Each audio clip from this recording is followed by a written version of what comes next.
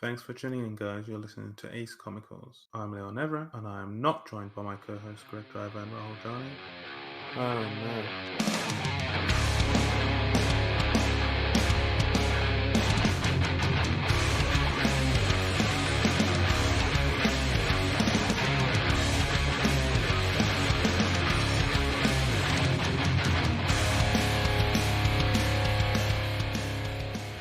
Welcome to Ace Comicals, episode number 69.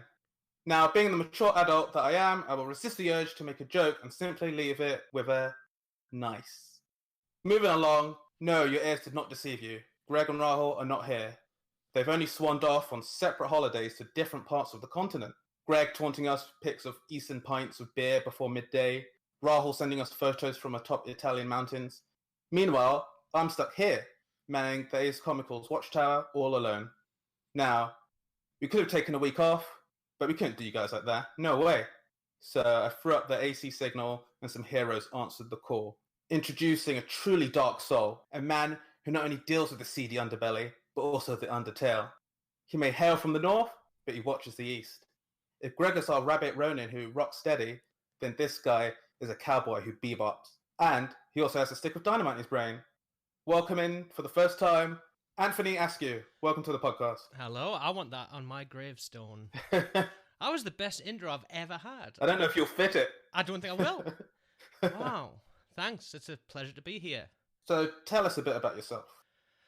Well, let's talk about comics, I suppose. My comic background is I'm the guy who Googles top 10 graphic novels and then reads those 10.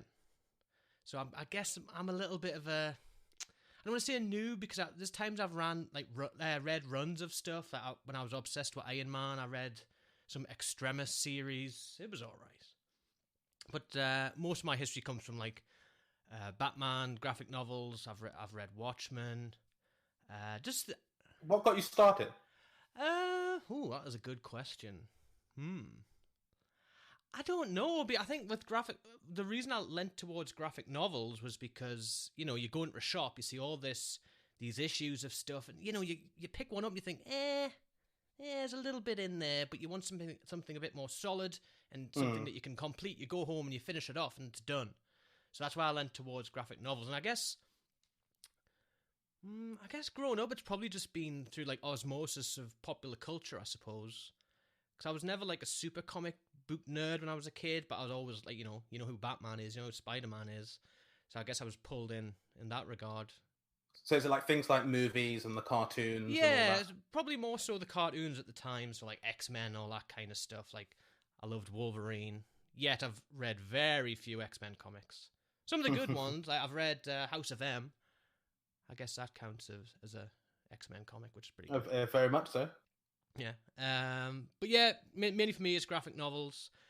I guess beyond that, I read a lot of manga, which today I'm going to discuss a manga, which I find, I want to say, easier to read, which is probably not the case at all, but I'm a digital boy, you see. And for a long time, manga was super easy to read online through nefarious means, so I never felt too bad at the time doing it. So I used to read just through a full series just on a computer, not even on an iPad or anything at the time. And then I was like, you know what? I've got a job. I'm going to subscribe to all the stuff that I buy and like to read. So then Comixology was a thing, and now I buy so many comics that just sits in that digital library that I may well lose the rights to access one day. I feel that. Scary thought. It is scary.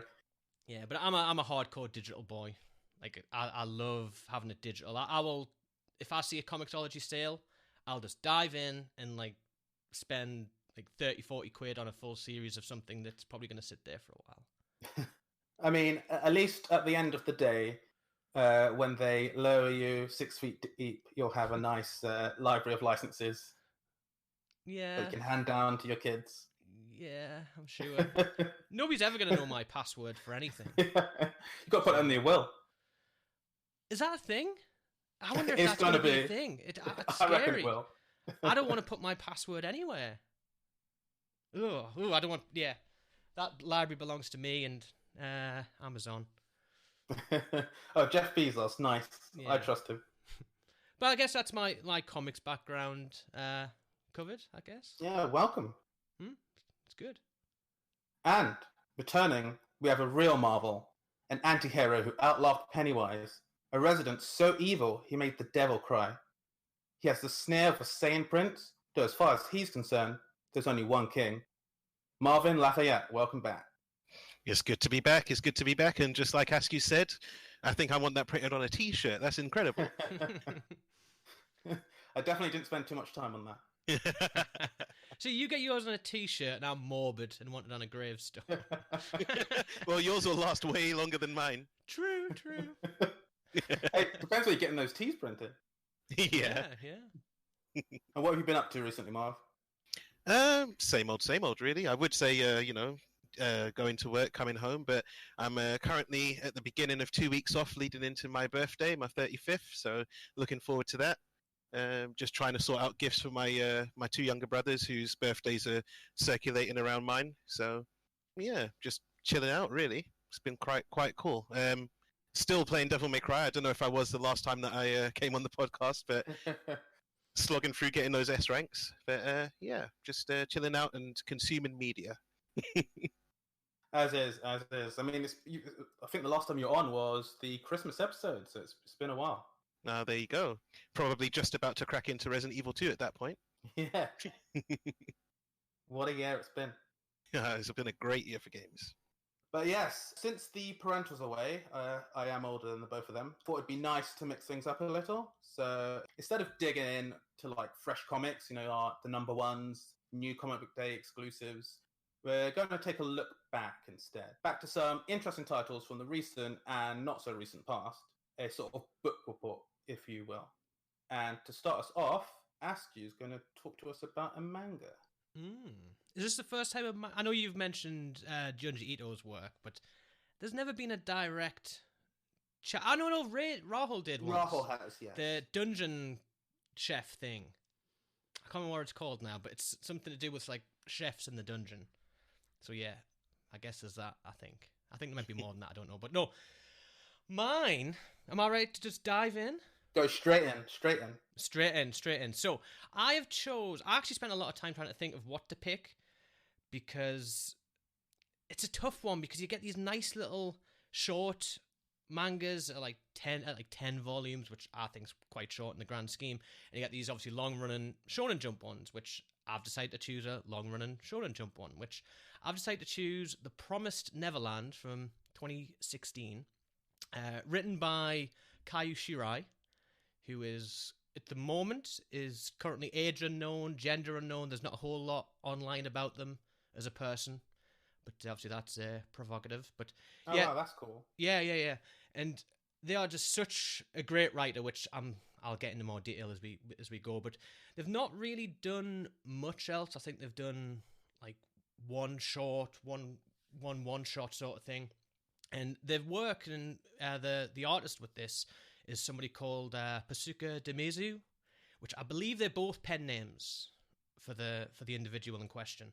But I would recommend, even before I even start talking about the artist, go online and just have a look at how good their art is. It is fantastic. They've got like an art book out for sale, which I didn't realize was a thing, so I'm definitely going to pick that up. But anyway, yeah. So they kind of joined together for this project after working together on this short, which the name escapes me. I'm not here to talk about all their work, but there's something that's not really been mentioned on this podcast before, which is the format. I've touched briefly on the digital aspect, but this is in for the UK and the US. It's on an app called the Shonen Jump app, which is presented by Viz. And I cannot recommend that as a reading format enough. It's either $1.99 or £1.99 if you're in the UK. And if you were to buy that for a month, you would have access to everything in their vault. Everything. Oh, really? Absolutely everything. So you could read all of One Piece from start to finish. Wow. All of One Punch Man, start to finish. It's so good. It's so good. Sounds like it. Yeah, and I, honestly, if you were a really quick reader, you could probably go for a month and just binge everything, which would be nearly impossible, to be honest. But sorry, I was just going to say, how does it work? Like operationally, so is it like Comixology where you can have like a guided view, or do they keep it traditional and it's just page by page and you flick through? It's page by page where you flick through. It used to be slightly different in that, because the way Weekly Shonen Jump works is it's an issue that maybe contains like 6 or 7 series that are running at that point in time, whereas that was what they did for years and years and years when the app came out. But then they were like, actually no, we're just gonna open up the entire vault. So now when a new chapter comes out, it's just available on the front page. And it's really good app, it's very easy to navigate through, and yeah, I'm not sponsored, but I would highly recommend just giving it a go, even for a month, just see how you feel. And there's something else that's probably very different to how Western comics kind of release their like issues and stuff, because obviously I've listened to Ace Comicals many times, and the first issue of a comic, I don't know, I always feel like it always has to end with a bigger hook than what some of the mangas do. Because some sort of cliffhanger. Yeah. I mean, this Promised Neverland is not a exception to that rule, because the first chapter does end with a cliffhanger. But on a whole, a new series might only get like 3 issues. And then what the app would do, or what Viz do, is they then have a vote. So they'll have a point in time in the year where it's like, right, 10 new series, you're going to get 3 chapters of each over the course of the next couple of weeks, and you get to pick which one you want to keep. And then that stays in the vault, and they get like a deal or whatever. I don't know the money, like the financial side, but it's slightly different with the 3-chapter thing to kind of pull someone in rather than just a 1 issue, because it almost feels like less of an investment with the Weekly Shonen Jump, because you get so much in an issue. If you were buying it in Japan, for example, like if you don't like something, it's no biggie, because you just buy it again the next week and you're reading the stuff that you like. Yeah, so I can see that. It's almost like it's quite different, but it's interesting in that it probably gives people, like manga writers, manga artists, a chance to kind of give something a shot.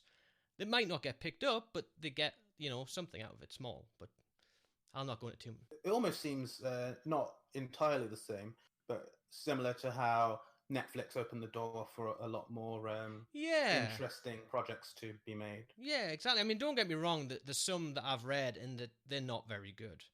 Because when I was even getting it on an issue basis, which had 8 things in, I was only maybe reading 2 or 3 things, because not everything that comes in that thing appeals. Like, imagine Marvel did a weekly or like a monthly thing that had all the issues in for that month of everything that they released. How many would that be, roughly, do you reckon? The true number, looking on the site at the moment, is a fuck-ton load. Oh, right. Oh, opening up with a swear. Okay. Well, I guess it wouldn't work as well in a Western release. But I'm sure the smaller like publishers, maybe. I don't know. There is. I mean, I don't have the experience that Leon Rahul or God forbid Greg, the king of comics, does. Rest his soul. Back when I was reading Spider-Man semi-regularly and buying single issues and stuff, I'd buy an issue of, I think it was Amazing Spider-Man, and at the back of that you'd have like a shorter story about like the Tarantula or some of the other like lesser known people from like the Spider-Verse, and you'd have like a story or 2 from them that was like way shorter, but you'd buy that Spider-Man run for like I don't know, 3 or 4 months, and you'd get a mini story about a character that you'd never would have really jumped onto had it not been attached to a main Spider-Man book. So there's stuff like that, I guess. Yeah, I like that. That's good. Like, usually with those kind of things, if I don't like it at the beginning, I'll not read it. And like, it's not even a case of, I know it's free, it comes with it, but I'm just, time is precious. And that's well, why I'm gonna go on. No, I'm saying this was back in the 90s when time had no meaning. Oh, right. You probably read that 3 times over. Exactly, and then finish Sonic 3 7 times in a row before dinner.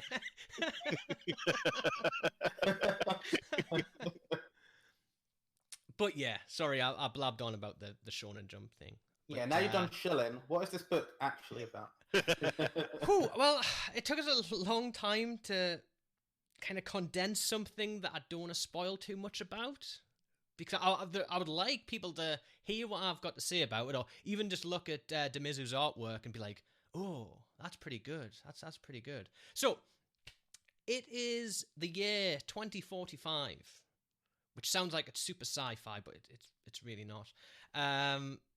It's set in an orphanage called Gracefield House, and the main character is a girl of 11 called Emma, and they all these kids in the orphanage, they're different age ranges from around 6 to 11.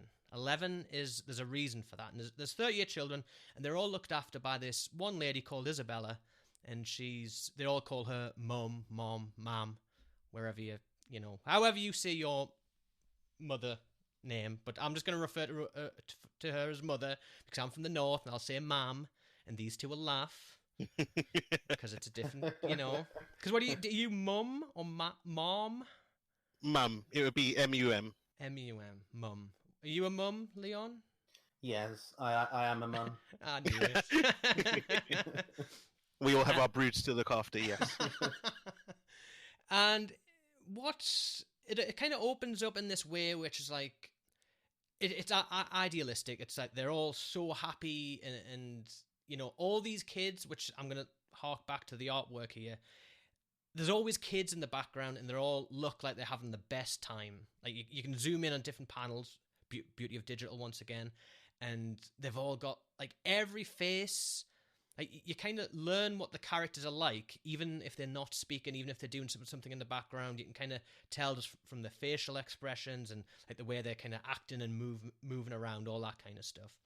But all these kids have a tattoo on their neck of 5 digits. And it's like, what's all this about? And this is only within the first couple of pages. And every day within this orphanage, there's a test. Daily test. So even kids of 6 right up to the 11-year-olds do this test. And the main 3 kids, Emma, Norman, and Ray, they always get perfect scores. Always get perfect scores. And once the tests are done, they're allowed to basically play outside and do whatever the kids want to do. Emma, she's like this... I guess she's... The 3 of them are all kind of different in their own right, in that Emma's very emotionally driven. Ray he's kind of like this... I want to say moody. He's the moody one of the 3.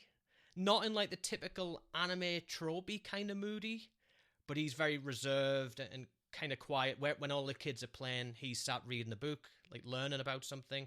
And then there's Norman, who is I guess he's like a mix of the 2, but they all play off each other in different ways. So anyway, once the tests are done, they're allowed to play. But the rule is, in this orphanage, which is surrounded by a huge fence, and trees and all that kind of stuff, they're not allowed to go beyond the fence, and they're not allowed to go to the gate for reasons that we'll get to. And it's like, oh, why? And you kind of think, oh, what could this be? You know something's not right, even very, very early on. And what happens is, the idea is when a family wants one of the children, that child then gets changed into like a different set of clothes, because they're all forced to wear white within this this orphanage, because it's very routine and clinical.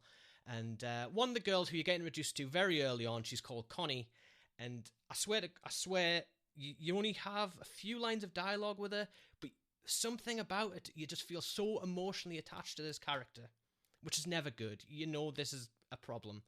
Anyway, she carries around this teddy, this like little bunny teddy, and anyway, the family Isabel, the mother, takes it to the gate, and Emma spots that she leaves her bear behind, and as this rabbit, and she's like, oh, we've got to go to give it back. And her and Norman go to the gate, and there's nobody there, and there's just this truck, and they're looking around, and there's nobody there, and they look in the back of the truck, and oh my god, Connie's dead, and she's in like a pool of blood, and I think she's 6 years old, and it's like a shock because she's just a kid, and it's a shock because you just don't expect it, and she's got this rose kind of stabbed in her heart, and like the kids, they kind of believe it, Emma and Norman, and they hide because they hear voices, and these 2, I want to call them demons because that's what they're referred to early on. But these two like human-shaped monsters with like a horned face. They've got two eyes, but they're like vertically aligned rather than like horizontal like a human face. And they've got like these huge, long, they're scary, and the artwork really lends itself to like the perception they're under this truck, and like these like huge towering monsters, like the perception of where they're drawn, they look like they're like towering above this truck, and they're scary. And anyway, they're talking amongst themselves, and they pick out the child out the back, and they're saying, "Oh, I'd love to just eat the fingertips. Oh, let me just eat the fingertips."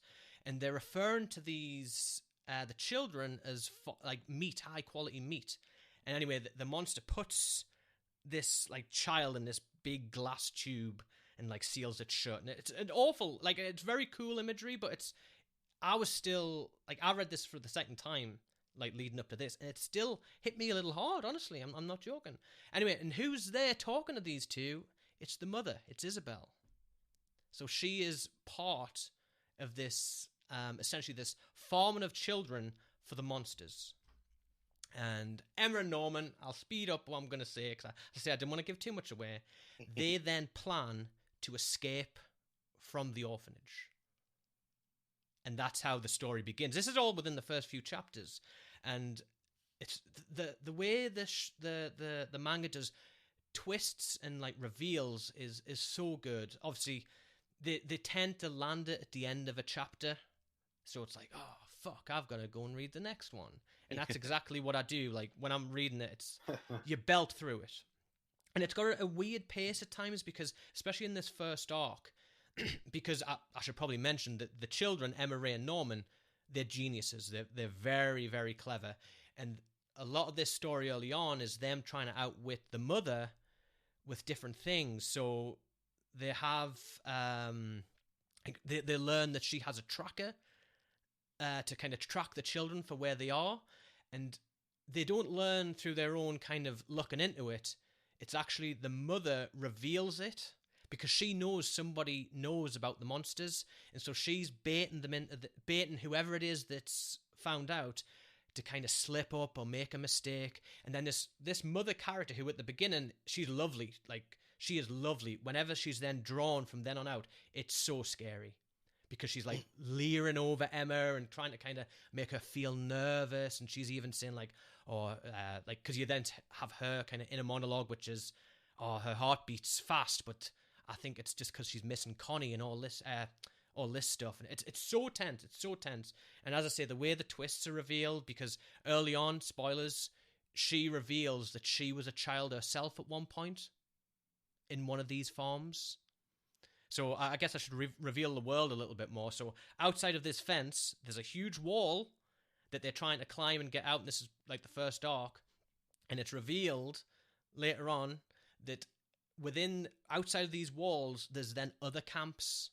So there's like an octagon of camps. But this Gracefield camp is the one that produces the highest quality meat for these monsters. And the highest quality... a bit Maze Runner-y. I was just about to say, yeah. I've never seen... I mean, the focus of the wall is a large part early on, but the whole point of them escaping is Ray, because they reveal the truth to Ray, and Ray and Norman don't want to save the other kids because they don't think that it'll work, because some of the kids are like 6 years old and, they're not going to survive, whereas Emma really, really, really wants to save these kids. So when, like, they're planning to escape, like, she knows they're going to escape, and, like, there's one of the kids called Phil, and he's got, like, the cutest face. And she's having to explain to him that, like, we're just going to go on a little adventure, you stay here, blah, blah, blah. And it's heartbreaking. It's, like, I was surprised that it really kind of sucked me into the characters. And I think it's down to the writing, and at times it's very fast-paced. There's actually an anime for this as well, which I've not watched because I don't think the way the quick dialogue between the kids would work in an anime, because, you're restricted in the time that's being played out to you. Whereas the manga, you can read as quickly as you can go. Yeah. And at the times where it's tense, you're between panels. And the panel layouts are always fantastic. I've got a lot of praise for this series, and I would highly recommend it. And I hope I haven't give too much away about the story for people to think it's just a one trick, because it's really not, because they find clues, like within the orphanage. They find clues from a person called like Will Minerva, I think he's called. They find his symbol on books, and then obviously these kids are geniuses. They realize around the edge of the symbol it's actually Morse code, and they work out what this Morse code means. And apparently there's a human on the outside who's trying to save these kids, but then they realize these books are from 2015, so they don't know whether this person's still alive. And that's a good setup. It's really, really clever. And there was something I thought early on that was really going to put me off. And as somebody in the audience, I never like to feel cheated by like what they find out, what they kind of learn. But with this, I was always one step behind. But I wasn't too far behind to feel like, oh, where did that come from? You know what I mean? It's all foreshadowed very early on. Like something I'll mention is that the trackers are actually hid in the earlobes. It's like a small chip that they get put in when they're a baby. And there's art early on chapter 1 where the mother is like checking Emma's ears, and it's all foreshadowed in such a clever way that you would have to go back and read to obviously pick up. But it's so clever, and I would highly recommend it. And yes, they do manage to get out of the orphanage. And they meet other monsters who are friendly. I'll say that much. And so on. And it's like some of the monster characters, they're fantastic. And it's a very tense, scary series, really. Yeah, it sounds pretty intense. Like, this is Shonen Jump. Yeah, it's dark. Like, because especially with that early setup where they kill that girl, it's like, well, I don't know who's next. And the thing is, in these kind of things, I sometimes think, I don't really care who's next. Just kind of let them die to kind of progress the story. But I don't know why I cared so much about... I think it's because Emma being the main character and having such focus on this family, she calls it her family, and she wants to save them all, you automatically kind of sit in her shoes. Yeah. As the reader, I suppose. That's not to say that Norman and Ray, the other two boys, are like unrelatable, because they're not. They have like valid points in their own right. But yeah, definitely check it out if you can. Yeah, I'd highly recommend it. And I'm on to chapter 100, I think, and there's currently 145. Because what I do is I'll take a break. It's like everything. I'll binge something that I'm reading, then I'll have a break because it's a lot to take in. So 145 chapters is manageable. Yeah, it doesn't sound too bad. £1.99, even if that's the only thing that you read, I think that's a bit of a bargain. Is there anything else that you've either read or watched that you'd say has similar themes or is set up in a same way that people could relate it to? That's a good question. A film that this is probably people listening now be like, well, that's a bad example. But watch that the one where they're in the... See, I can't remember what it's called. See, I've never even seen the film, but I know the plot. It's where they're in like a wood, a forest, and they're kind of kept behind on the technology, and there's actually like a city outside. Yeah, spoilers for The Village, but yeah, The Village. Yeah, that's it. That is what... And I've not even seen the film, but I know that. I guess that is a one. Early on, I'd say it's more in that regard, but then later on, it's much. Once the world opens up a bit. Yeah, it's I wouldn't say it's a very different story, but it changes its own pace from these genius kids working stuff out and trying to get one over on the mother character, and then it's really clever, like methodical interactions, and nothing feels wasted. Whereas then once they get into the world, it's a different ball game. It's very clever. So I guess I should have really thought of examples of what it's like, but like I guess it's that classic. You get set up in a story, and there's actually something going on here that's not too obvious as to why, and it's like that. Everything's perfect, but is it? So it's been done many times before. But I mean, that Maze Runner reference that you made, I guess I'd be interested to check that out to see if it's similar. But yeah, I would recommend at least watching the first film or reading the first book, because it does sound like, because a core level for both of them, it does sound like there's influence from, say, things like Lord of the Flies. Yes, absolutely. Yeah. So I think that Maze Runner, at least the first one, takes that kernel and then takes a different route than the Promised Neverland seems to take. Yeah.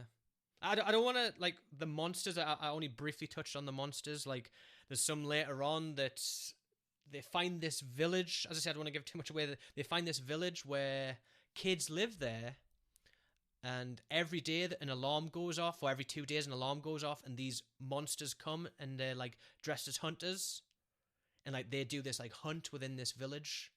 And it's like, that's so cool, because the main hunter, like, they speak like our language, but they also speak like a demon language, which is shown in like weird hieroglyphs. That you like, they'll mention someone's name, which I'm a sucker for this kind of thing. They'll say someone's name who you probably shouldn't know too early on in the series, but they'll say it in this demon tongue. So it's like, oh, who is that? Blah blah blah. And but yeah, they get introduced, and he's a fantastic character. But yeah, I check it out, and as I say, for $1.99. And if you're unsure, go and have a look at the artist's work. I would say that's a good kind of inkling if you're going to like it or not, because, you know, that's the draw. Because I've got nothing to compare the writer's stuff to, because I've not read the other work they've done. So, yeah, check it out. Don't watch the anime. Read the manga. I'll say the anime is meant to be really good. Not to take away from that, but I think by design it's going to be far stronger and far more impactful to read rather than to watch. Cool. And that was The Promised Neverland. Yeah. Sounded like a very effusive recommendation there. Are you gonna read it? Yeah, I'll check out the first. I did originally plan to read a couple of chapters before this recording, but life being as it is, I didn't get a chance. But it's a shame. Now that there's a handy app I can use, then I can very check out handy. That one. You'll be a convert. No more Marvel and IDW. You'll be Mr. Shonen Jump. Well, if you listened, you'd hear a Mr. Image, but yes. I'm sorry. Oh, you like all the purples and stuff, don't you? Yeah. See, I do listen. There's proof. That's a long-running joke. And Marv, what have you been reading? I have recently reread an old favourite of mine, the MAXX, written and, well, almost all the art done by Sam Keith. Although in later chapters, he's got help from Bill Mesner-Loeb's, well, that's in the beginning as well, on writing. And even Alan Moore writes an issue of this. It was originally published by Image Comics and then picked up by IDW to finish the run and do a collected reissue of it. And I think more recently it's been recollected 2013, I believe. But it's one of my I say old favorites, but it's strange because I came to this, and anyone listening who knows the MAXX or is a fan of the MAXX is probably half of them will have come into it the same way that I did. I was introduced to it through the MTV animated series on Liquid Television, along the likes of Aeon Flux and The Head.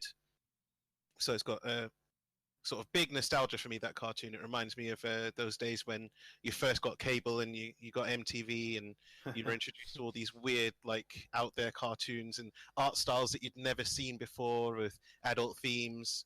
It was really interesting stuff. Yeah, it was. I remember it being like jumping out because things were already starting to look a bit different on MTV with the look of characters like Beavis and Butthead and Daria. But then the Liquid television stuff, that stuff like really jumped out to you because like things like this, as you said, the MAXX and Aeon Flux, they are so like idiosyncratic in how they look. They're so individual. There's nothing else that looks like those art styles, and they're all different. Exactly. It was very refreshing, and also I guess kind of confusing because you get so used to the way that and I say cartoons, but any kind of animated show looks, especially if you're early into or hadn't gotten into sort of anime and manga and things like that. That seeing something like Aeon Flux and seeing something like the MAXX, it's a big shock to the system in a good way. It kind of opens your mind to these things and sort of sets you on a path where you're like, okay, I can look at these things that are sort of well, not usual. I've lost my vocabulary at the moment, but it was great stuff, and it really stuck with me. So for years, I thought, I heard that it had been adapted from a comic book run, and just never had the chance to read it. So many years later, I got the collected editions and read those, and realized that the cartoon only really covers sort of part of the first story arc in it. So it was interesting the first time reading it to see where it went and what happened to all the characters and all that sort of thing. The original comic was 35 issues, and the collection that I've got the one before the 2013 reprint, so it is 6 volumes. 5 volumes, forgive me. The new one is 6 volumes. And I think the way that it splits them up is really interesting as well. So I'm concentrating on the first volume, kind of, but I want to just sort of talk about the whole run as a whole, without, as Askew said, without giving too much away, so that if you haven't read the MAXX, hopefully I can pique your interest and you can pick it up. Again, it's only 35 issues, so it's not a big ask. Do you mind if I ask a very quick question? This Go has ahead. been bugging me for years, and I actually alluded to this to Marv earlier, but I didn't know what the question is. I've never read it, I've never watched it, but I know the character's design. Is it a mustache or is it teeth? That's actually a harder question to answer than it should be. It's definitely not a mustache. Because I can't unsee a grey or white mustache that, Yeah, no, now that you've said that, I see it, and I hate you because I can't unsee it. So, what is it? I'll say that the main character has a full purple costume, which covers his head as well, and then there are what look like teeth, but are kind of part of the mask. But again, it's a hard question to ask because the answers as to why the mask looks like that are a huge part of the central plot of the main storyline. Maybe it's a chin. It's definitely not a chin. Because you know how Thanos' chin has the wrinkles? Are they could be lines, wrinkles? If he was I don't know. Thanos' red-headed stepchild or something. Yeah, it could be. Anything works, but sorry, I feel better that it's maybe not a mustache. I was going to say semi-clarified. I must admit, when you said that you had a question that has been bugging you for ages, I didn't expect a mustache question. But no, being that the series was originally Image, as Leon will be happy to tell you, it's got a very particular art style. I mean, it's obviously a very unique art style because it's almost sort of a single vision. It's written and penciled exclusively by Sam Keith, and then there's sections where he gets help from other people and obviously different colorists and things like that. But it's got the sort of Image purple running through it, and the character designs are very they're very sharp. A lot of the line work is just very, very I won't say overdone, that's not the word I'm looking for, but it's sort of that messy work where you've got lines aren't erased to make sort of clean outlines. So it's a very interesting, visually a very interesting comic to read. And the themes in it, it's really weird because it rides 2 lines at the same time. On one hand, it's an infinitely silly comic. Like, it's got a really broad sense of humor. It's not afraid to make silly jokes, but at the same time, it's dealing with the human subconscious, the workings of the psyche, the ego and the superego, how people deal with trauma. There's so much trauma throughout this book, and it's great to see someone's take on how we deal with it.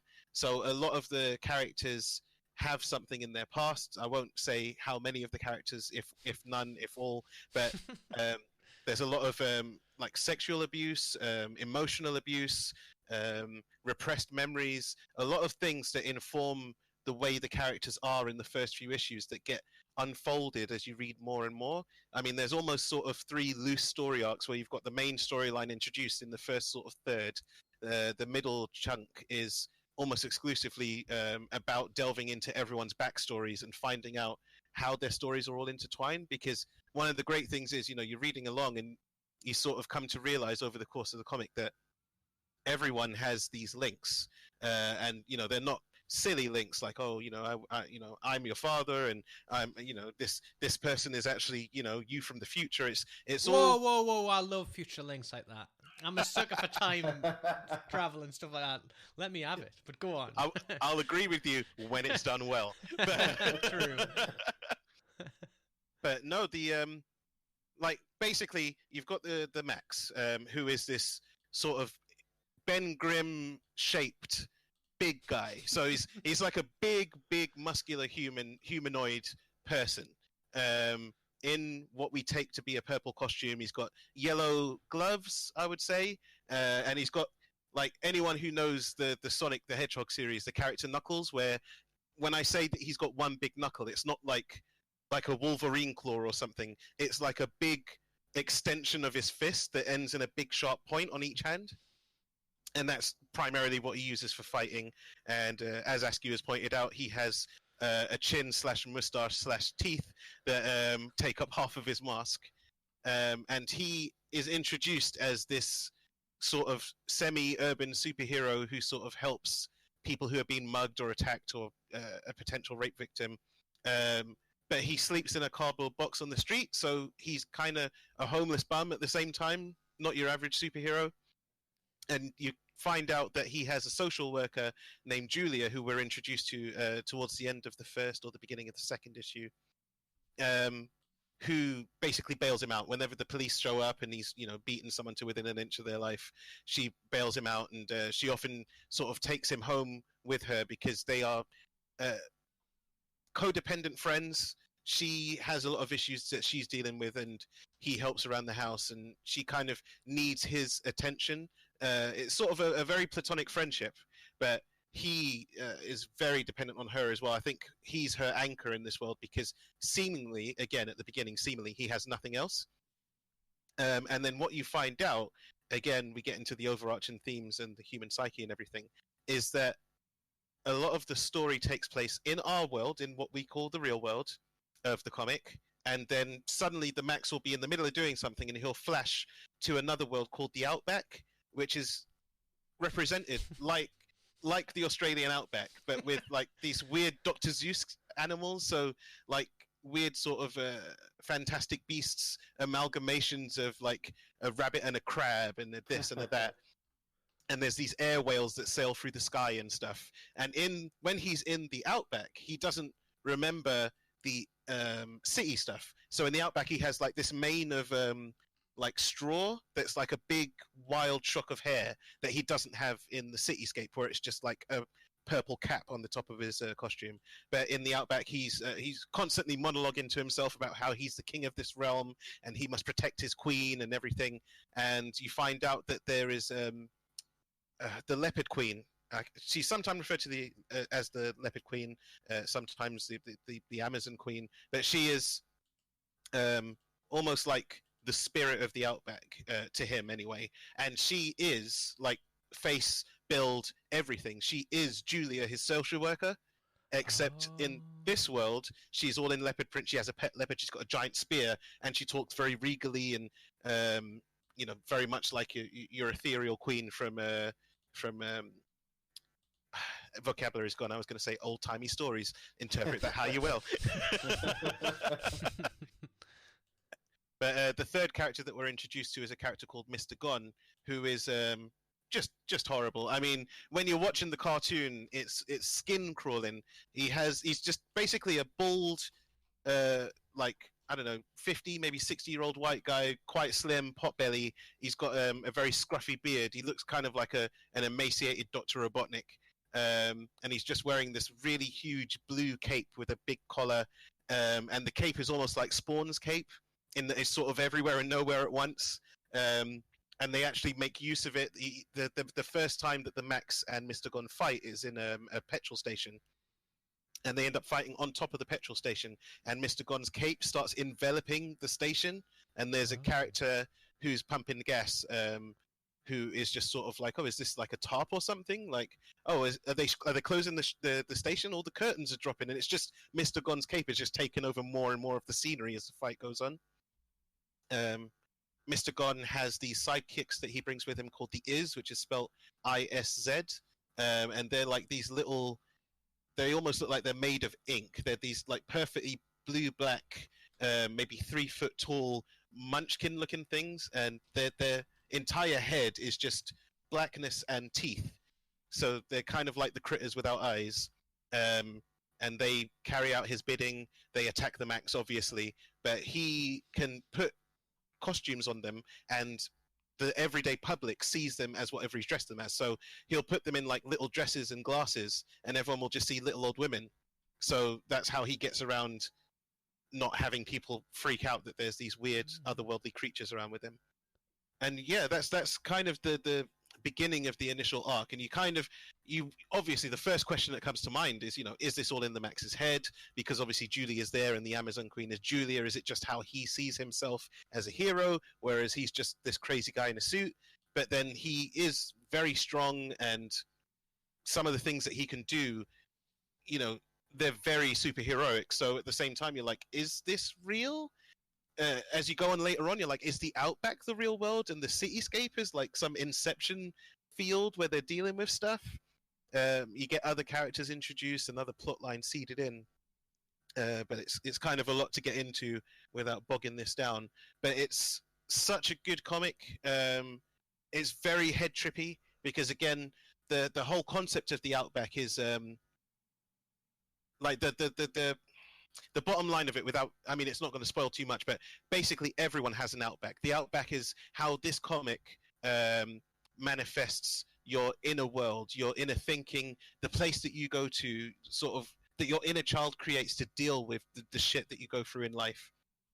And everyone's looks different. There's another character later on, and instead of like rolling Australian fields, she has like a never-ending carpet fort where she, as a child, had blankets made up into a fort, and she would crawl through them and pretend to be like a princess. So when she enters her Outback, she's got just miles and miles of like blanket tunnels with all of her childhood toys protecting her. So it's a very interesting concept that ends up going to some very, very dark places. So, without sort of not having done it at the beginning of the description, but content warning for if you're going to get into this comic. There's attempted rape. There's a lot of talk of abuse that's happened to characters as children, and it all sort of informs who they are and some of the very good and very, very shitty decisions they make as the comic goes on. But yeah, I think if I went on any longer, I'd kind of just sort of be dissecting it issue by issue. But I would highly recommend it. It might not be for everyone if very sort of metaphysically ambiguous stories are not your jam. If you don't like things where you're not sure which reality is real and whether characters are telling the truth or not, if you don't like time skips and you don't like reality shifts, this isn't for you. But if you are open to sort of a more interpretive story where it's not very straightforward but you can follow what's going on, I'd definitely say give this a try. How would you say it compared reading it now than from when you read it way back when? I think it hit me harder this time. I think having read the comic run after sort of rewatching the cartoon as much as I could, because you can't get your hands on it now for love nor money, I was very much just sort of excited to get back into the world and be reintroduced to the MAXX and everything. And obviously the underlying themes were there, but like reading it now, sort of on the cusp of 35, I forgot how messy the characters are. And that's one of the best things about it, is that there's not any character in this book that is like, oh, that's our good guy. Oh, that's a person who's got their shit together. Like, everyone's a complete mess, and they're all just trying to make this work and save each other, and in a weird, nonsensical way, save the world. But yeah, it's a lot of the heavy themes are handled quite well. There are some things where it being sort of originally started in 1993, there's some sort of what now would be considered sort of proto-feminist stuff where they introduce some themes of like feminism, and even some feminist writers are name dropped, but it's not handled, I think, as well as it would have done if it had been written now. But that's kind of part of the charm of it as well. The storytelling style of it being a 90s comic lends itself to the story in a good way. So it's a complete mess, but it's a beautiful mess. Do you ever see him without the suit thing? That would be telling. You're gonna have to read it. Like at the bottom of the blurb on the first volume, literally the last line is Sam Keefe saying, "Want any more details, Monkey Boy? Buy the book." It's funny you mentioned the "is" because not to pull this chat to Bloodborne, but there's an well, when is... you said that those demons come into the compound dressed as hunters, the first thing I thought of was Bloodborne. So carry on. No. Carry on. No, well, just it must have some other meaning. I mean, they look good. I checked out what they look like in the MAXX. I think they're like a cool design, but there's something in Bloodborne, so I don't know whether it's like a Lovecraftian thing, because Bloodborne pulls a lot. Did I say Bloodborne? Bloodborne pulls a lot. Totally different game. It pulls a lot from like Cthulhu, Lovecraftian stuff. So I just wanted to throw that out there in case you wanted to. I'll look into that. I assumed because again, it's a lot about sort of your inner child and your regressed self and your id and everything. I thought it had something to do with psychology. Or some creature that is tied into psychology in some way, but I've not looked into that. Well, a lot of the Lovecraftian stuff, Greg's not even here, and there's Cthulhu references, he'll be loving it, is based around like people going crazy and the mind and all that stuff. So there's going to be, I think there might be some link there. Perhaps it'd be worth checking out, definitely. Yeah. I want to see what he looks like under the mask. You're going to have to read it. and like, I think it was last year or maybe the year before, because IDW re-released it, or republished everything in 2013, I was able to pick up the bundle of the MAXX. So again, like with the Promised Neverland, I was planning to read at least like the first trade to sort of freshen up my memory, but I didn't get around to it. But it's like loaded onto my iPad now from that bundle, so it's there waiting to be read. And like originally, like years back, you actually lent me the books, and I had them forever. But I got through half of them, and I remember it being very subversive. And it's one of those books where, for the time that we would have engaged with it after the show, it would have been like the perfect time for that type of media. Oh, definitely. Because it deals with a lot of those themes that you people as like young and middle teens like lap up with like just the world outlook and like sort of the rebellion and all that. Like it does feed into a lot of those feelings that you go through at that time. Yes, it has got a very sort of punk edge to it, and like you said, subversive is a brilliant word, because that whole sort of liquid television, MTV, no wonder it ended up on MTV as an animated series, because it's that sort of world. Chances are a lot of the people listening are comic purists, but for somebody who's not, would you say, if you had to pick one, what I'm going to ask, do you watch the cartoon or do you read the comic? If you have the choice of one or the other, I'd say definitely go with the comic.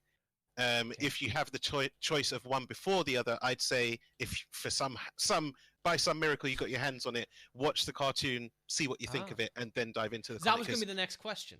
So you did good. We're in the outback right now. Yeah. I'm in a leopard print bikini. I've got a shock of hay hanging off the top of my head. And a grey moustache. You mean a Thanos chin, surely? Yes. It's weird, like, I know so little about this, but I have seen the character not everywhere, obviously not everywhere, but it's a very iconic look for its time. Definitely. Not to say that it now feels outdated, but you're thinking about that era, it image of the era to me. I was going to say, you saying of its time is like perfect, because one of the things that I was going to say when I was talking about character designs is the MAXX is like one of the most 90s creations ever. Like, you just look at, like, just type it in online, have a look at the character itself. It's so 90s. The only way it could be more 90s is if it had like a million belts and pouches hanging off of it. Like, it looks like a Hulk comic or a Fantastic Four comic where they did those weird 90s redesigns and made them look really edgy. Yeah, it's a weird, and especially like I'm looking at a few of the covers from different like iterations. Like, he's drawn in such a very different way in different versions, but it's so obviously him. So I think that is always a good thing when you can recognize a character from his silhouette. And I think with this, you'd either think it was the Hulk, but then you'd see the knuckle things. Or depending on the silhouette, if you see his chin, you'd probably see, or the mustache. We don't know.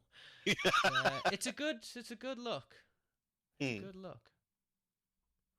Yeah, it stuck with me. It stuck with me over 3 phases, because the cartoon stuck with me, the original reading of the comic stuck with me, and having now reread it, it's fresh in my mind again, and a lot of that stuff is still swimming around up there. It's a good run. Is there good is? The interesting thing is, I will answer that by not answering it. The is that you see mostly in the comic are in the real world, in the city, and they're the black is.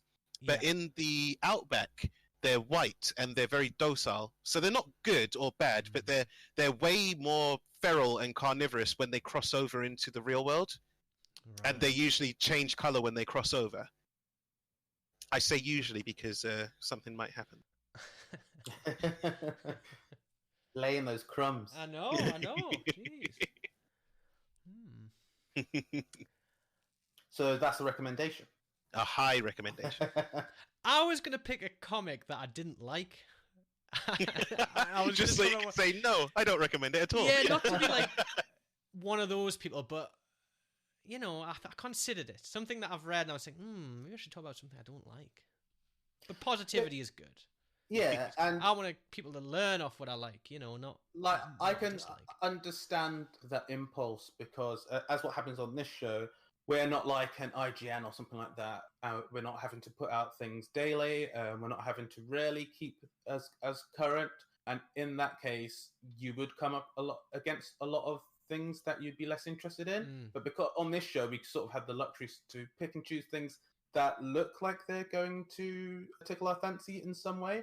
So often, and like long-term listeners will probably know, over the course of the last 2 years, there's only been a handful of comics that one of us or a set of us have really bounced off on in a notable way. But for the most part, the damning is usually like faint praise, where it's cool, blah blah, and we're not effusive about it, but generally we're quite positive on here. And I think there's a benefit to both, but it does feel like you do lose. I don't know. You do lose. It's nice to be able to dig into something that you truly don't like, because it forces you to reckon with why you like other things and why this particular thing doesn't work with you. Yeah. I'm not trying to say you guys should be more negative, but by no means. But what I like about when you three is like you'll get something different from what Rahul gets from it, and then Greg will get something different from the two of you. Like the positives, you'll all appreciate the same thing, but you'll all get something a little different from it sometimes, and I like that. Well, thank you. Oh, it wasn't a compliment. I was just. Well, you can keep it then. Yeah, gonna have that on your gravestone. So yeah, that was the MAXX, and like I said, it's currently published by IDW. So I'm going to wrap up this book report by talking about a graphic novel that came out in April this year, and that is the book When I Arrived at the Castle, and that is written and like all the art done by Emily Carroll, and it's published by Koyama Press. In terms of how graphic novels go, this one I'd say maybe 80 pages or something like that. So I don't really want to properly rip into the story.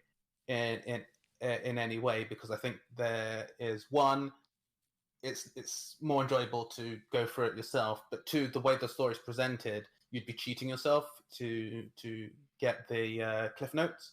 Mm.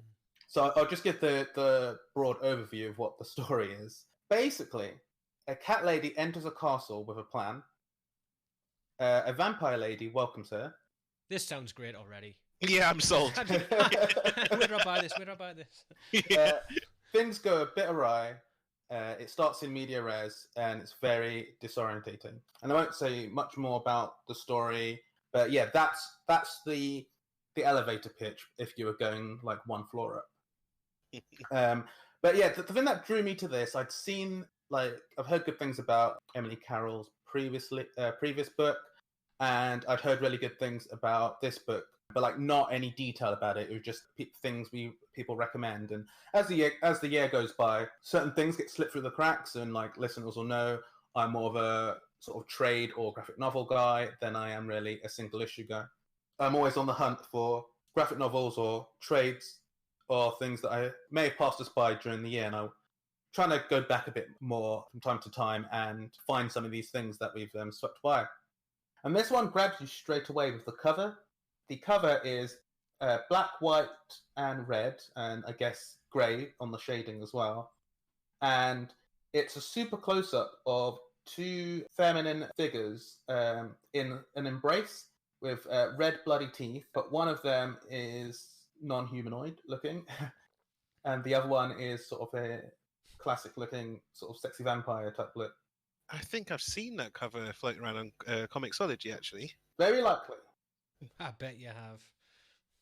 Yeah, you see that cover, and it's got the big red in the middle, when I arrived at the castle, and Emily Carroll's names are in lowercase, and I know, it's just inviting to look at it. And yeah, I wasn't disappointed going through this book. It does a lot of really cool things straight off the bat.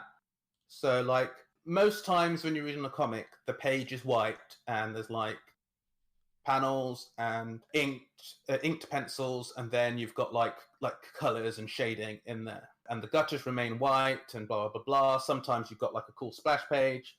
Sometimes books do a cool thing where the image runs over into the gutters. In this book, definitely at the beginning, a lot of the panel structure is not really in panels.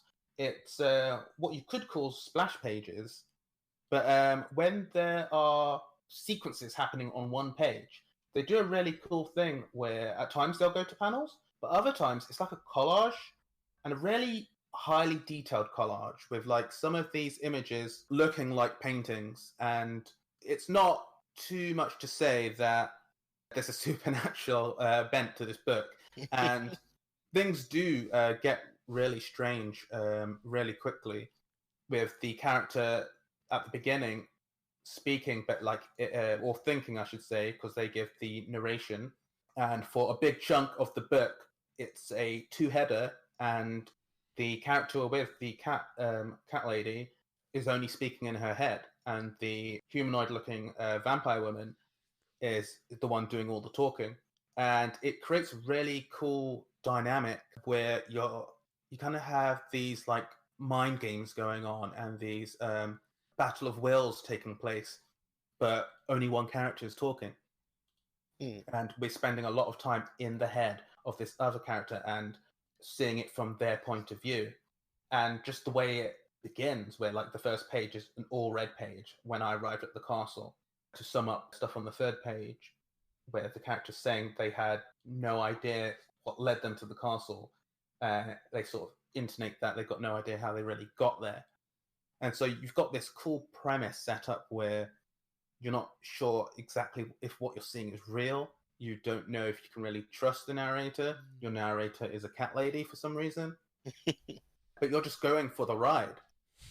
And it does some really smart things. Like I was saying, the panel construction makes really good use of the form where as your eyes follow instinctually, going from panel to panel, sometimes you're challenged to more look at the picture, look at the whole page as a picture, and follow it that way, follow actions and follow movement in different ways than your mind's programmed to with Western comics, where you're like, you start on the left panel, you go to the right panel, you go diagonal down, and you keep going that way. But instead, this has you scanning your eyes around the pages in different ways because there's so much detail. I wouldn't even say hidden, just presented in a quite evocative but also mysterious way. Where some of the, like I was saying, some of the images look like paintings. They're like expressionistic in some ways, with like hallways melting and colors bleeding into one another, and like the line work is like takes one color. So like I was saying that like the cover, the book uses only really 4 colors, and that's the black, white, the red, and the grays for like the shading. Like I was saying, it's very striking, and people who've read stuff like Sin City or even seen the movie Sin City can see how that's used, how that can be used, where in a frame or in a sequence you can place importance on a particular item or person or whatever by having that person be the sole red in a sea of black and white, and we have that in Schindler's List as well, and countless things do it. But what this does, instead of it being like, oh, we're going to focus on the thing, keep your eyes on the red, instead what it does is that each of the colors are equal building blocks used to compose the different pages and the different panels, and it works so well. Obviously vampires and blood, so you can assume where some of the red comes from, but the red is used in a lot of other surprising ways, where it's not just a highlight, but instead it's also a shade or a signifier of some sort. Helps put together an image that keeps you reading and keeps you hungry to find out more, but also like sticks with you. And it's like, I wouldn't say there's any panel in here that is forgettable, to be honest. It is all very, very like striking and of itself. And yeah, like I was saying before, with the way the colors are used, so most of the times it's a white page, but the majority of this book, it's black pages with white, red, and grey on the black pages. So the majority of the pages are this like black void, this like abyss, and it really works well as we're following this cat lady and getting deeper and deeper into this castle with this vampire woman, and it is not. At times it's a labyrinth, but other times it feels like you're being sucked into some sort of doom. And as you can expect from stuff like this, like it's at times eldritch in some of its horrors, and you can feel like the cold. There's like recurring themes that come back throughout the book, because it's raining when the main character arrives and they have to dry off, and there's this whole thing of a smell, a feeling, a cold that permeates the whole book. Jumping from that to the language is very, very visual and very, I wouldn't say poetic, but it uses a lot more metaphor than you normally get in comics, where they're sort of conveying information either through dialogue or to move instructions on what's happening in a scene. So you get some really nice turns of phrase that happen like really early as well. Quite early on, the lead character saying, "The rain had seeped into the very meat of me. Weary as I was, I welcomed it, the warmth of the fire. The heat moved over and through me." Lots of things like that, where the words and dialogue are not really used in an expositional way, and instead invoke the theme or the themes quite a lot and help build quite a meaty texture to the book that really like shows its case, because it's not really a spoiler, but there at some point during the book there are pages which are just dialogue. Not just dialogue, sorry, just prose, like just written word on the page, and they really jump out at you because the page is all red, and you're like, huh? What? I thought I was reading a comic. And what those passages read, they could easily be either too flighty, too up itself, or not really get to a point, or be too expositional. And instead, they help build the theme. They help, without you knowing it, really, they're constructing something in the back of your head, so that when events happen later on, things click into place, and it's not exactly just because of a plot machination. It's really effective how it does that. And I was reading it in real time, I was like, oh, okay, that's good. But I think it's in what it's doing, what it's trying to do, I think it's very successful, and I like that it isn't too heavy-handed in any particular way. But it's definitely not a book you could read on the train because there's some nudity and there's some gore. But yeah, I would heavily recommend it. At the time of looking for this, I was going to get it on Comixology or something, but I couldn't find it, so I bought it physical. So I actually am the physical guy of this episode in Greg's absence. It's really good physical. I actually, I'm a big person of the school of comics on iPad. It looks lovely, lush. Just images look beautiful. But having this in my hand actually did improve the experience in an odd way. It looks like a win on physical though, because the way you transition pages, where as you're flicking them, sometimes you get a bit of a spoilery thing where a part of your eye is seeing the other page, and it does help build like a tension, but also every time, like out of the corner of my eye, I saw something. It was never something where it was like, oh, okay, I know how these panels are going to resolve. Instead, it was like, what? Okay, I'll see you in a couple seconds, because I don't know what's going on there. I'm looking at some of the splash art, and it looks like very freeform in that it won't force you to read it from, as you mentioned, like left, blah, blah, blah, blah. But it looks like I could dive in at any place. Like the picture I'm looking at, I could dive and focus on any point first, and it would still have the same atmosphere, and I wouldn't feel like I was missing anything if I did it in a weird way. Yeah. And that's the thing, some of those pages are definitely like that, where you just jump in and you're not told, you sort of have to unlearn how your eyes are normally tracking, because I think you could miss out on a lot if you're just scanning from dialogue box to dialogue box and from art box to art box, because there's a lot of stuff in the margins, because for a lot of these pages, there are no margins. Instead, in the margins, you've got a lot of detail.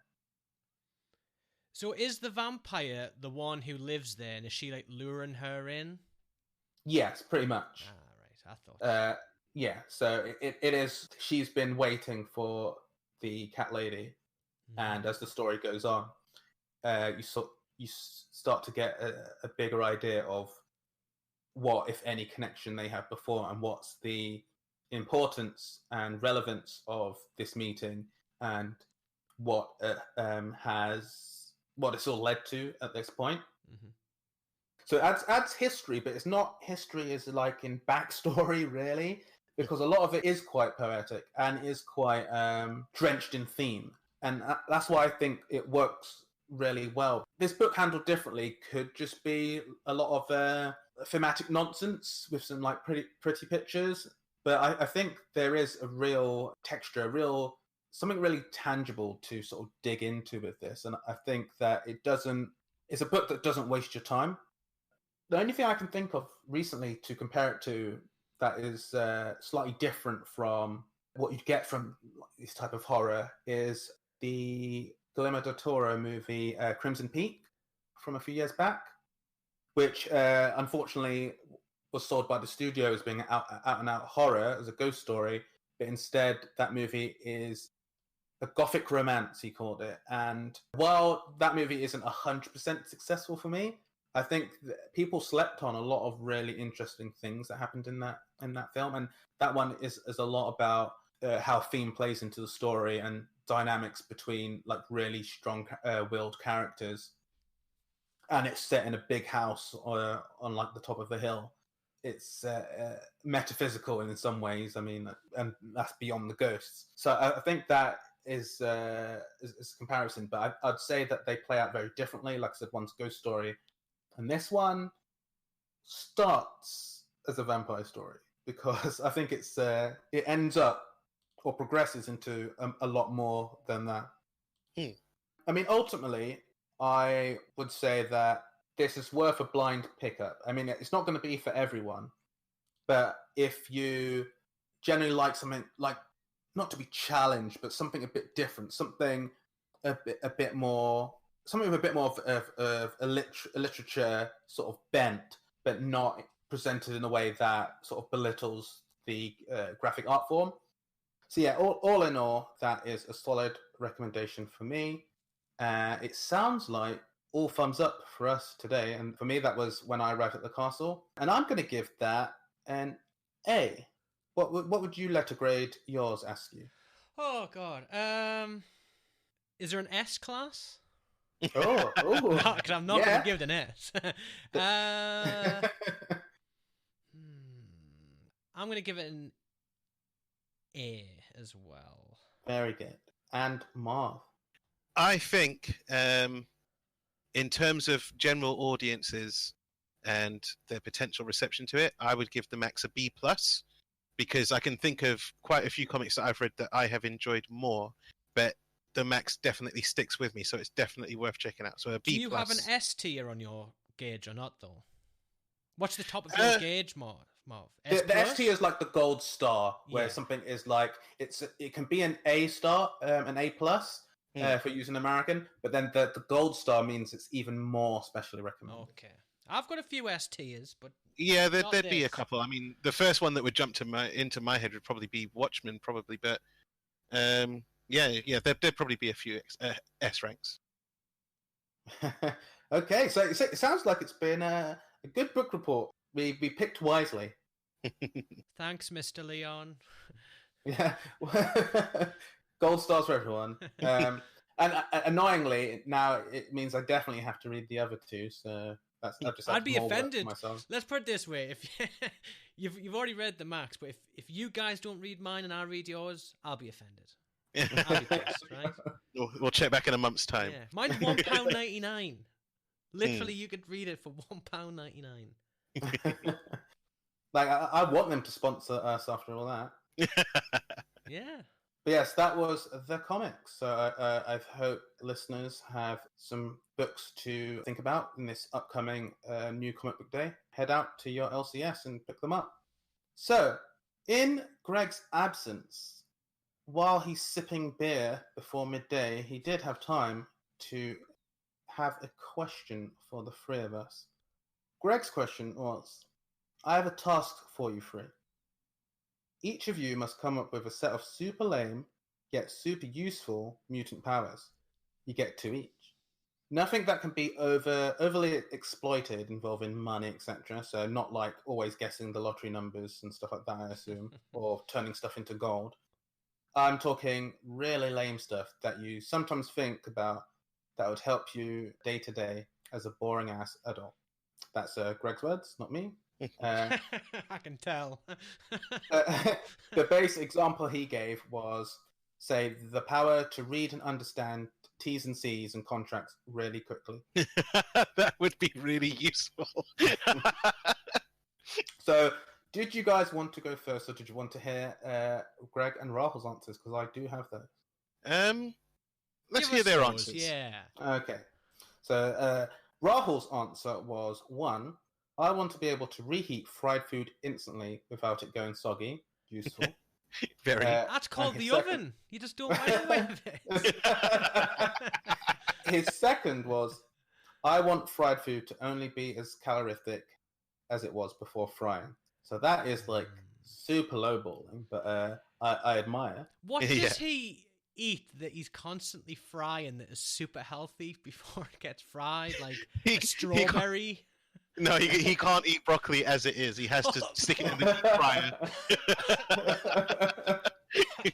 Like, he orders a takeaway and pops it in the fryer.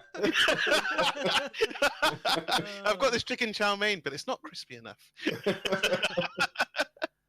And I'm from the part of the world that is close to the part of the world that fries Mars bars. They're good, though. Yeah, those are useful. Definitely useful. Like, Definitely. You're not exactly a Morlock with those powers. You can keep them on the low. The Sentinels wouldn't come and get you. Greg's answer was 1. I want the power to instantly metabolize ice cream as I eat it. Sensing the theme here. Yeah. I mean, we're all in our 30s, so yeah. The second one he put was, I want a power that enables me to be able to drink, but only ever get the good buzz kind of drunk, no matter how much I drink. That would be insane. I think you'd be creating a god doing that. If I had that power, I'd never spend a day sober. What? If I could only get the happy buzz and not all of the sloppy falling around and throwing up and whatever, That's still I'd over never the drink limit water for again. stuff, man. Yeah. You couldn't Yeah. operate heavy Well, machinery. I wouldn't do it on work days, obviously. So I've got the greatest power in the world. I've lost my job. But imagine you could do like drinking competitions and like win them. Yeah. Cheating, using your powers for evil. No, well, that's not evil. That's you know, Bragging rights. Yeah. Could be expensive then. It could be either cheap or expensive.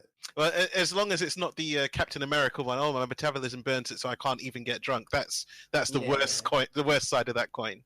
Well, because imagine that's the food thing, where like, yeah, it can metabolize ice cream, but imagine it works backwards with some of the ingredients of ice cream. Oh. So then he can just never get full eating those things. Oh man! Stop! But apparently Greg had another superpower, which was cheating, because even though he corrected the question, there's a third one. And if I remember correctly, I think it was that Greg did say 3 to begin with, and then Rahul said 2 is more interesting. So here's Greg's third one, which is, and it's related, which is the power to wake up fresh as a daisy with 0 hangover after the heaviest of sessions. So he's going ham with the light buzz, but drinking like gallons, like a, you know. Wow. I think it's his questions have been coloured by his current circumstances. I think he wrote those questions down after an afternoon of like drinking in the sunset, eating ice cream. he's got a plate of ice cream and a stein of beer, and he's just like, So, Marv, what would your answer be? Well, this question has brought up something that I have thought of for years and years and years. Like, when I heard this question being read out, I was like, yes, because there's one thing that I have said to myself for ages, especially when I used to commute for hours and hours on end. I was like, I wish I had the power to teleport. And then I'd be standing on the train platform waiting for the last train home in the rain, and I'd be like, you know what? I wouldn't even have to have the power of actual teleportation. If I could just have one teleport a day, and I could use it if I just once a day. If I was late for work, if I was out drinking and I'd missed the night bus, like just something where it was like, if I don't use this teleport, it's going to take me 3 hours to get home. That would be my power. It's super useful. Like, you wouldn't really be able to become a superhero with it because you teleport to the scene of a crime and then be stuck. I've got a caveat for that. I want to know how far you can travel. Is there a limitation to it? And also, is it... I know, you're going to say no, it's not. Oh, no, you're going to say yes, it is. Is it instant? What if that teleport took longer, but it felt instant for you? Would you still do it? Oh, that's interesting. Imagine Like that. a time skip. Yeah. So it's like, Yeah. for you, it feels like a second, but it's actually 7 hours instead of 3, or 6 hours instead of 3. Do you still do it? Because for you, it's instant. So who cares? I mean, if that was the caveat that came with the power and that was the only way I could have it, I would still use it, but very sparingly. Because that's the equivalent of just blacking out on the way home. Which would be great at times. Yeah, because you don't get the travel and the nasty people But around then you. you're like burning like time off your life. That's why I would use it sparingly, because it would be like I hate referencing this as a reference because it's a terrible movie, but the Adam Sandler film Click, where he realizes, terrible film? it's one of the better of his bad films, but still, come on, it's not on the S tier. No, it's I don't think it's on the tier list. But it's not terrible. It's not terrible. It's not terrible, but yeah, he turns around and realizes that he's basically wasting his life by skipping out on the mundane moments. But distance-wise, it wouldn't be crazy. I wouldn't be able to teleport to Australia or anything, but the Outback probably again. Yeah, it all comes back. Probably cross-country, so that if I was like, I don't know, if I could go to visit you, get the megabus up, chill for as long as I wanted, and know that I could teleport back to London and be fine. Yeah. But anyway, that's not the real caveat. You can do what you had planned. I just wanted to, you know. Well, no, it drop spices in the Make them fryer. interesting. exactly. It spices us up a bit. What's your second? The second is probably going to be one of you guys, if not both.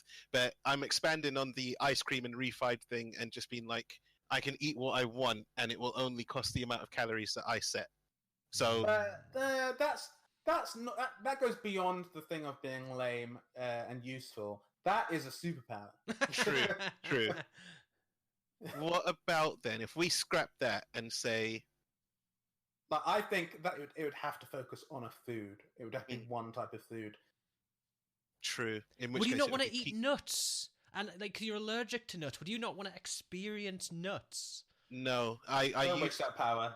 exactly.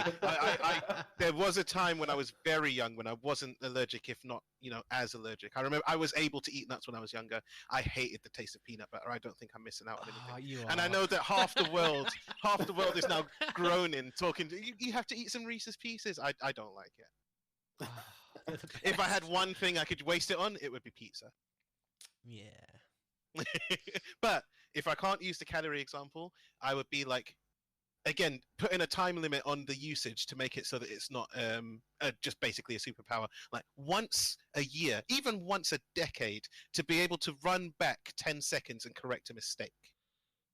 Well, that's pretty Oh, good. do-over. Because there are so many times I can think back on my life from the smallest thing of, oh, I wish I hadn't have said that, or oh, I'm guesting on a podcast and I flubbed my words, to life-changing stuff that sticks with you for the whole of your life, and you're like, if only I'd have done that instead of that. Would you make awful mistakes? Would you like kill someone and then rewind time just to feel what it was Yeah. like? You know. Hollow Man, you get addicted to it. If life had been good for like 10 years and everything was on the up, I might murder someone and then bring him back to life. The one time it doesn't work. Oh, Yeah. You're 10 just stuck on seconds the is run. enough. You're like, you don't understand. It's not real. It's not the right timeline.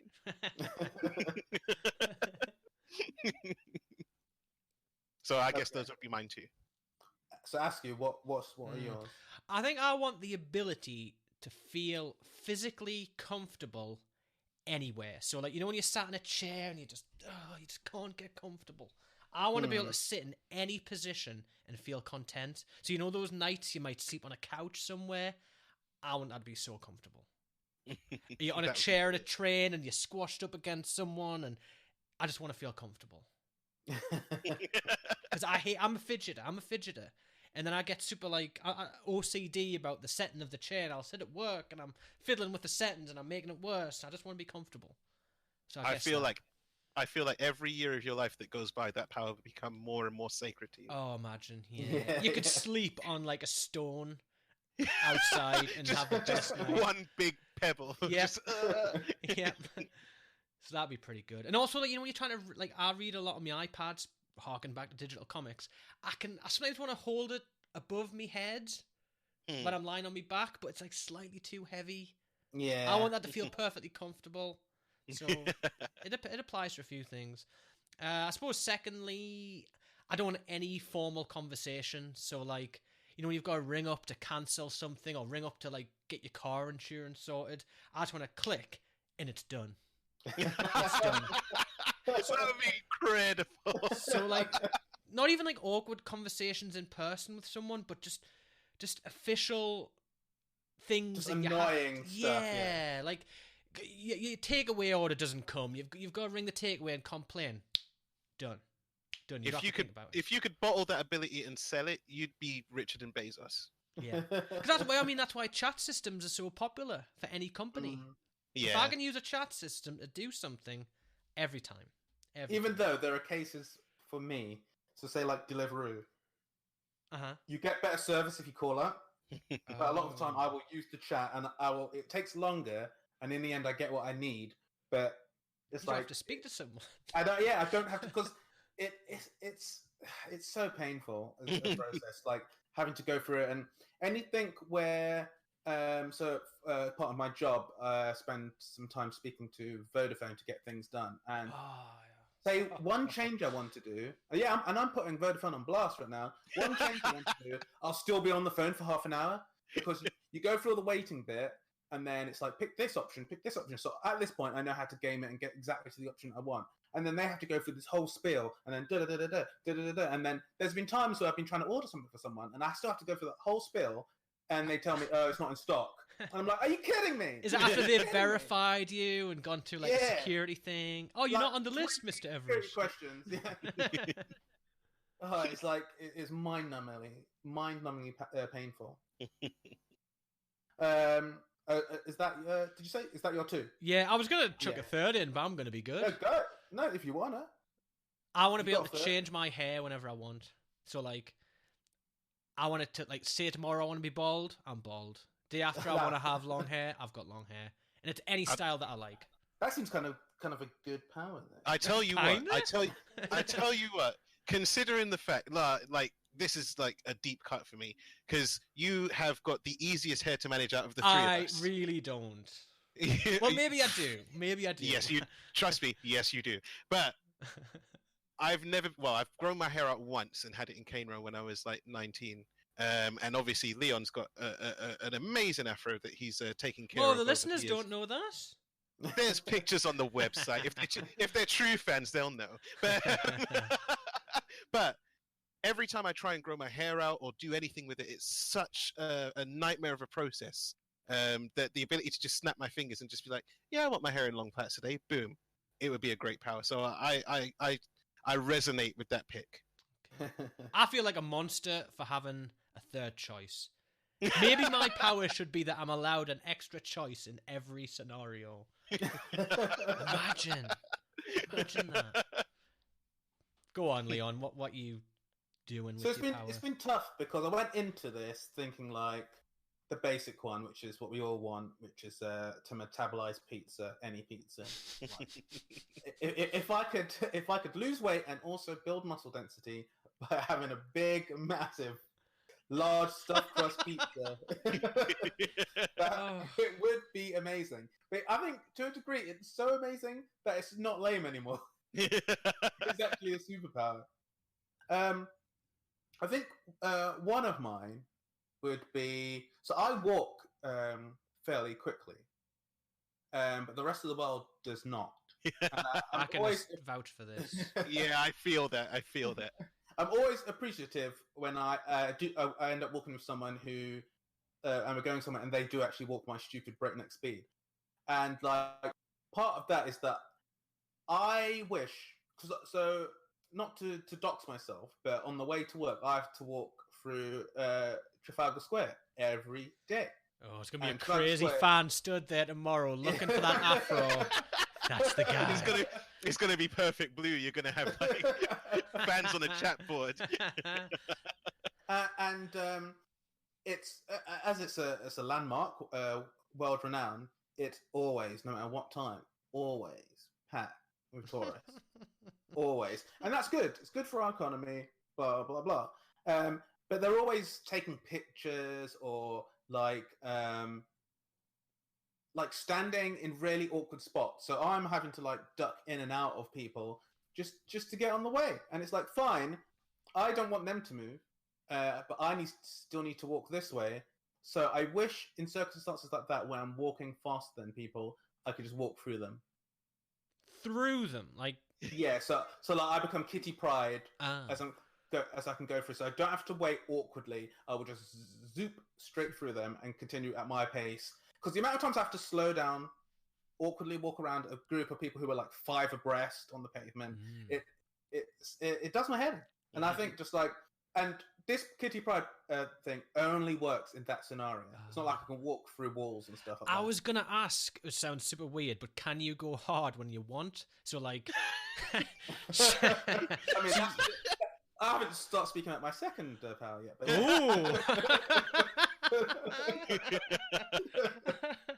They call him the blue pill.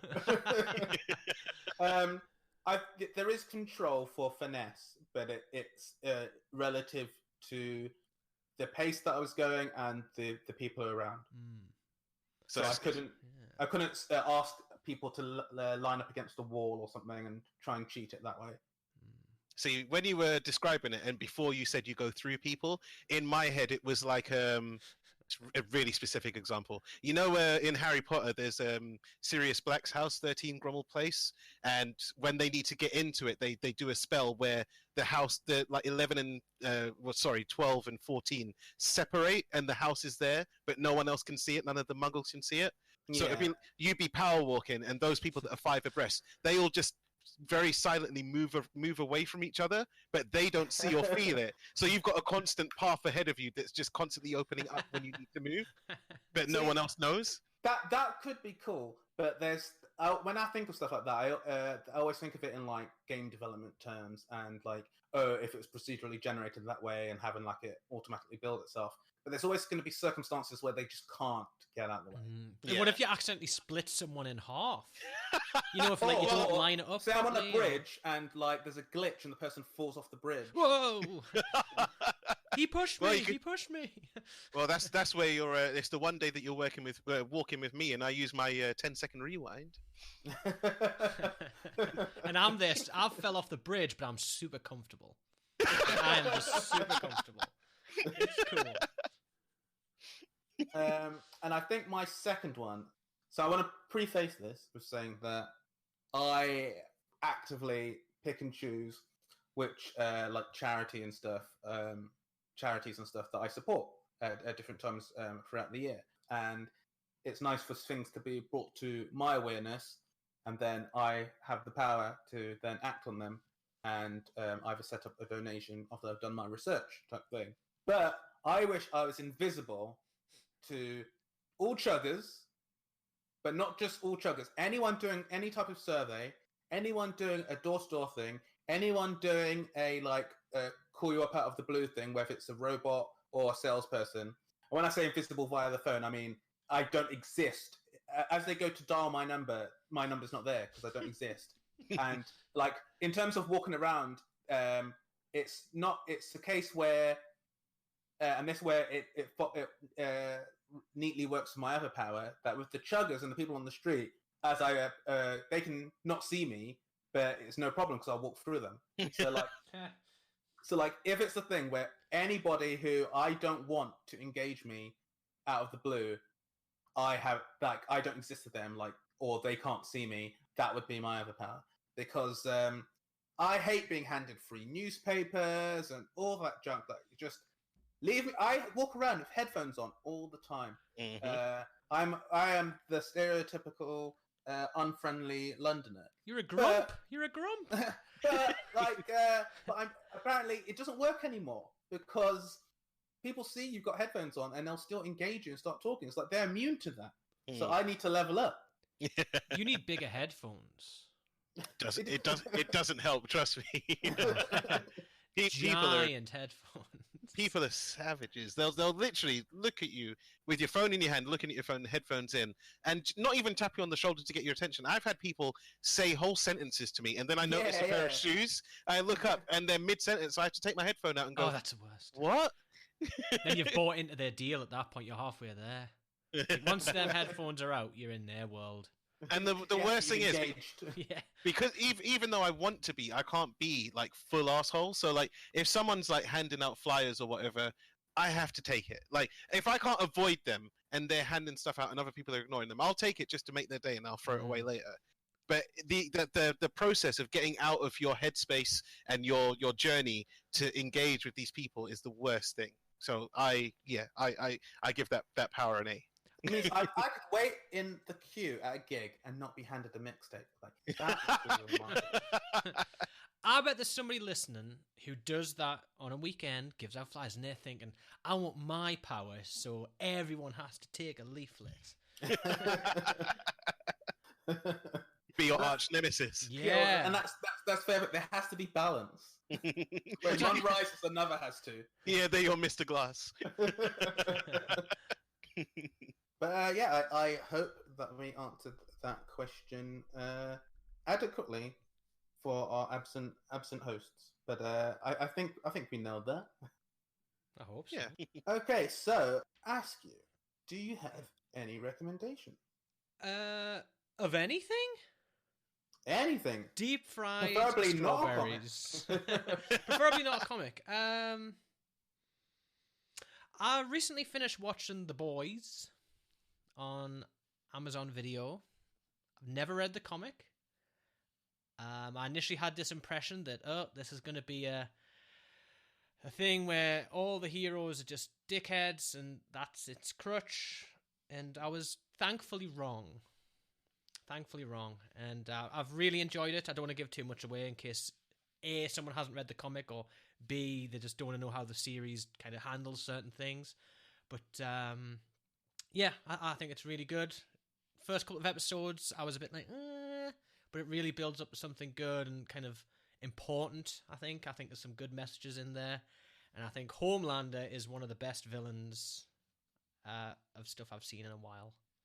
So I think the actor portraying him is honestly, the actor portraying him is so good, so good. Like, I've looked at bits in the comic, and I prefer. And you're probably going to say nah because you read the comic first, but I like the look of him in the show better than in the comic. I can understand that. Yeah, that's fair. That's fair. I think he's got a very good style, and as I say, I think he's so good. The guy portraying him, and I like all the characters but you may know that Carl Urban is playing Billy Butcher, and I know that Carl Urban is from New Zealand. And for a long while, about 5 episodes into the show, I thought the character was from New Zealand. And there's a point where a character says blah, blah, blah, and there's an English guy. And I laughed thinking that was a joke. Just a joke. But no, he's meant to be from London. But he still says car like he's from New Zealand. Because I don't want to dive into this at all, because in the future I do want to do a proper deep dive on the comic. But it's funny because I love Carl Urban, but like that casting seems very different to what I had imagined for that character. 100%. Well, the dude who, not to give too much away as you say, but the dude playing Huey, I don't know if it's the same character's name in the book, whatever. I do not like him. I think he is really. I know he's kind of meant to be out of place in this squad of nut jobs, but yeah, and I'm not the only one who's had this opinion. I've spoken this about others, and he's fine, but I would have liked him to have looked like he looks in the comic. Where I think he's the only one I would have kept looking like the comic. I'm glad to hear that opinion, purely because I was worried that, because I haven't started the series yet, I'm going to start it hopefully tomorrow. Mm-hmm. I was worried that when I start the series, I will have prejudged him, because obviously because he's not Simon Pegg. Exactly, the character of Huey in the comics is literally modelled after Simon Pegg, to the point where they had to ask for his permission for his likeness and everything before they published it. So in my head, any screen adaptation would have to have been like early 2000s Simon Pegg brought through a time machine. Well, see, I don't want to say what I was going to say in case you don't already know. But I know if it's about Simon Pegg. Yeah. So there you go. And there's some actually. I'm not even going to say what I was going to say, because then it'll just reveal what I was just about to say, but chose not to. I think I know what you're talking about. What do you think it is? Because Well, I can't say it because. Are you doing this for the listeners, or are you doing this for us too? I think I'm doing it for you. I don't care about the listeners. I think I'm doing this for you guys. Isn't it? Again, I haven't looked too far into the series, but isn't he like Huey's dad? He's in it, yeah. And then I wanted to expand and say there's some good cameos in the show. There's some good choices. But yeah, check it out. It's better than I thought it was going to be. Roll on season 2. That's what I say. Yeah, I'm looking forward to checking it out, especially as previously said many times, big fan of the books. Marv, do you have a recommendation? Funnily enough, before Askew was talking about the show, I was going to say, because the show is in the zeitgeist at the moment, I was just going to say to any listeners who haven't already, because the very, very few times that I've been on the podcast, I've mentioned The Boys, I think, both times, and Leon has mentioned it over and over again as well. Read the comic. Read The Boys. If you've watched the show and you like it, read The Boys. How long is the comic? 72 issues. And is it finished? Is it complete? Yeah. It's finished. Yeah. Oh, see, I need to be careful if I'm like Googling a character's name. It might be like blah, blah, blah's death. I love the way it's all wrapped up in the comic. I was very satisfied with how it all finished up. Do you know where the show ends in relation to the comic? No, and I want to ask someone without it being too big a spoiler for people who don't know the story and whatever. Well, you can ask me after we do it, and I'll just tell you where it ends. I'll ask you off air. Yeah. Because I want to know how far that is through the comic. That'll be an interesting combo. Yeah. We'll have an Yeah. after dark. So I'm hoping that they switch things up a bit and it isn't just an adaptation of some of the early trades, Yeah. which it sounds like it is. It's not. Sorry. And yeah, those are good recommendations. I don't have a recommendation. My recommendation is to read the comics that we spoke about and to pop to your local comic book shop and pick up your damn orders, people. I've just seen pictures going around the internet of people, big orders, and a lot of these places are like mom and pops, like indie stores. And they're like, if they've not had to institute like a debit system where you pay up front for your things, then these people are like just sitting on stock that people haven't picked up. So pick up your damn standing orders, people. That's my recommendation for the week. Okay, so that brings us to the end of the episode. You can find us at acecomicals.com, which is the hub for all of our episodes and social media. You can find us on Apple Podcasts, Castro, Overcast, Pocket Casts, Spotify, Stitcher, TuneIn, and pretty much all other podcatchers. You can find us on Twitter at Ace Comicals, Facebook under Ace Comicals, and Instagram at Ace Comicals. If you have a question or silly scenario you want us to flail through, you can slide into our DMs on Twitter or send an email to acecomicals@gmail.com. Ask you, where can people find you online, and do you have anything to plug? I do a podcast of my own about mainly anime, but we do the odd manga thing. We discuss the odd live action thing when it's like an adaptation of an anime. Like recently we did Alita. I say recently, it's like a million years ago now, I think. Was that last year? No, it's this year. It's definitely this year. Anyway, we did, like, for example, we did an episode on that is at dynamiteinthebrain.com. Or you can podcast? iTunes is what I meant to say. Or you can podcast. Or you can search on iTunes, that kind of stuff. I'm on Twitch, which is just Ant Askew. I'm also on Twitter, which is Ant Askew.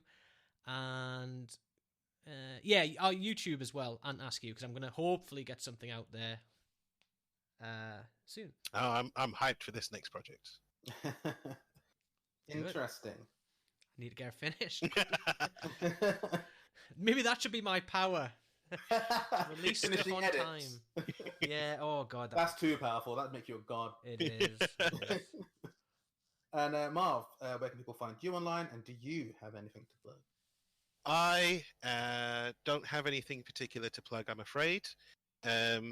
We can find me online on Twitter at Marvyn Lafayette. I do try and post more and more, but it's not very often. So you're probably better off looking me up on Instagram, and that's Marv MARV Lafayette 84. Very good. And as always, you can find me on Twitter at Leon Everett. That's Ace Comicals, over and out. Hold on. Quick question. What was the 69 joke at the start? I didn't get it. I don't get the reference, but you mentioned like episode 69 and you made a goof. What was it goof on? I'll tell you when you're older.